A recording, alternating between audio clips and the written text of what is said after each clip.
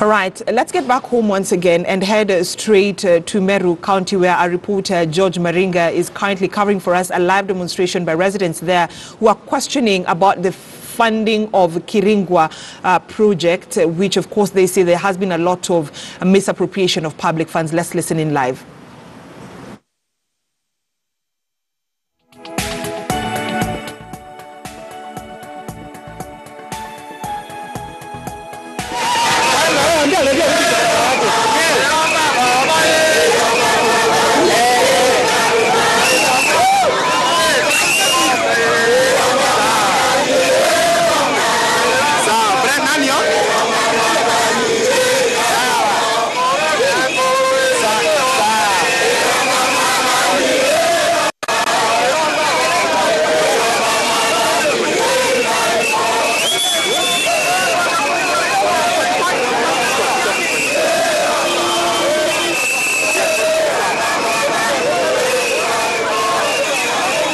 What you're seeing on your screen right now is a huge number of residents, Meru residents, who are protesting against the Kiringwa irrigation project, loss of about 152 million shillings. And let's talk to our reporter, George Maringa, who's joining us via way of phone. Maringa, I know there's a lot of background noise where you are, but if you can hear me, this is a lot of money, 152 million shillings lost when it comes to that Kiringwa irrigation project. When was this money lost, and has the county government issued a statement concerning this loss of funds?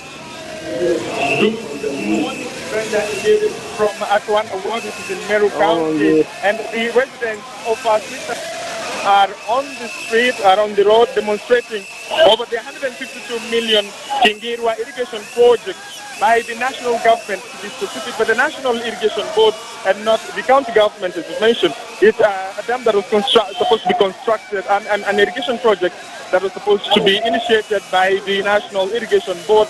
And the reason these residents are on the street, Brenda, is because, of course, adorned in blue t-shirts, is because they say the water has never reached the farms, their homes. It is notably so because according to what they say, according to what they told us, they tell us that in the papers or on official records, the irrigation project is said to have been completed by the contractor. But they say that as soon after the project was started last year, about 2 years ago, there was some rains that disrupted the irrigation project. The pipes were carried away by the water, and therefore the project stalled ever since. And therefore they say they just discovered that actually on the NIC website, the project is on the farms, they have no water. And as you can see, the farms towards the left is where some of the maize plantations, if you're able to see that, Brenda, you can see some of the maize plantations right there, and they say that the reason they have not been able to get good produce or good farm produce is because they have not had any water to aid them in irrigating the plants in the farm. So that is why. All right, live demonstrations by residents of Meru County concerning that stalled project, that is the Kiringwa irrigation project, and they're raising concern about it. They want that project to be completed so that they can get water as promised by the national government. The project costed 152 million shillings. Now, away from the live demonstration by Meru residents, let's come back to Nairobi and we head straight to Parliament, where Foreign Affairs Cabinet Secretary, that is Dr. Monica Juma, is currently appearing before the the Parliamentary Committee to discuss about the policy budget making for the financial year 2019-2020. Let's listen in. Kenya is standing out as a choice country. From that meeting, a number of international meetings have been convened. Norway and Mozambique are going to be following up on a Blue Economy Conference. We are already beginning the consultations with Portugal for our co-chairing of the UN Ocean Conference in 2020. So, but besides the fact of global leadership, besides the fact of thought leadership, has also been the impact these meetings have had in our economy during this time. There is no doubt that during the Blue Economy Conference, a number of deals were signed off, but there was a huge kick to our economy during that time. And so we are seeing a great appetite. We are hoping that as we prepare for the convening of the 4th UNEA, United Nations Environmental Assembly, which will be in early March, we will be seeing a full house because of the reputation that we have built in terms of Nairobi being a convening center that is globally acclaimed. This is enhancing our profile as a country, but it has also led to a number of signatures in terms of MOUs and agreements across the various sectors of our environment. Fourth, Chair, we think we have done very well in terms of enhancing our economic cooperation, trade, and investment. You will know that President Uhuru Kenyatta was a champion and remains one of the main champions for the CFTA and the integration agenda on the African continent. Today, we stand with 19 ratifications, awaiting only 3 more before the CFTA enters into force, and his campaign and leadership in this has been distinguishable in terms of the continent and globally. We are also negotiating to continue improving the economies and the environment for doing business, not just for our country, but for the region. You will know that in all movements of the president in the last couple of months, there have been significant outlay returns. When we went into DC, we returned with conclusions of deals that amounted to 1.2 billion. When we went to China, there was clarification and agreement of the signing of the SPS. And every other place we have been to, we've come back with a good sense of economic returns that are important for our own trade and investment in this country. But most fundamentally, it had as a preferred investment destination. We've continued, Chair, number 5, to strengthen our multilateral engagement. During the UNGA in September last year, the president was one of the most celebrated leaders. At that time, he was appointed as the Global Youth Champion, UN Youth Champion, but there are a number of other meetings where we have also participated as a country and a ministry, and where our leadership has been much appreciated, including the Conference of Parties, COP24, on climate change, which was held in Poland, the Global Compact on Migration, which was held in Marrakech in December, and I've just returned from 2 key meetings on the Middle East and the Munich Global Conference, which was looking at the general trends globally. In terms of development, Chair, we have also made progress in terms of a number of our asset acquisition in Pretoria. We have completed staff houses there. We have completed our chancery, and we continue to work on the ambassador's residence.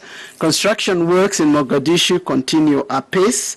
We have renovation works in Rome, Dar es Salaam, Addis Ababa, and at our ministry headquarters. We have commenced the processes for acquiring our chancery in Geneva, and we have also commenced the upgrading and repair works in New York, London, and Washington. And Chair, you can see. That is Foreign Affairs Cabinet Secretary Monica Juma appearing before a Parliamentary Committee to defend the budget, what they require from the National Treasury when it comes to budget policy making, and of course talking to the members of Parliament, telling them the sort of strides the ministry has made when it comes to different projects the country is making in different countries, or we have Kenyan ambassadors representing the country right there in different countries. Of course, tomorrow the Cabinet Secretary is also expected to talk about that row pitting Kenya and Somalia. Now, away from the corridors of Parliament, let's go back to Kisii and talk to a reporter, Fred Muturi, who's keeping tabs with the President's expected visit, and the President is expected to launch several projects in Kisii. We also understand that he will be accompanied by ODM leader Raila Odinga. Muturi, I understand right now you can hear me. Kindly bring us up to date with what we expect from the President's visit. Thank you very much. The President is expected to arrive here, as I'm aware, around the next 1 hour. And before the President proceeds to launch the projects that is expected to, he will go or he will get into a leaders meeting at Kereri Girls High School before he proceeds to launch the project. Here in Kisii County, at the Kisii Teaching and Referral Hospital, the President will launch medical facilities. here, which are expected to be a boost in the medical fraternity in Kisii County. The Kisii Teaching and Referral Hospital is an hospital that was started in 1917 as a military facility where injured soldiers used to go in for checkups and treatment. So it's an hospital that has taken over 90 years up to now. And since the inception of the 2013 county government systems, or the devolved county government systems, the hospital has really got major infrastructural transformations. And we understand at the moment the hospital has a bed capacity of 2,500 patients. That is the outpatients.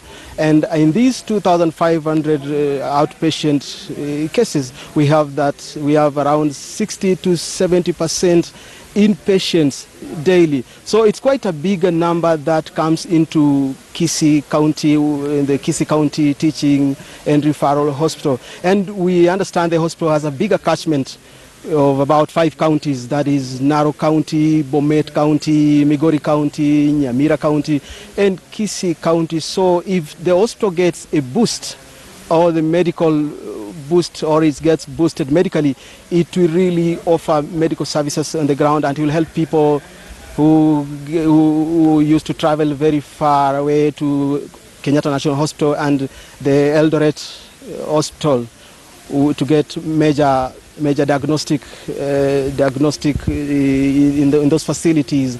And for today, the President will launch quite a number of projects. I have a number of them here, where in the hospital, behind me is a 250-bed male ward that was built recently and is ready for use. And the hospital has a capacity of about 450 beds.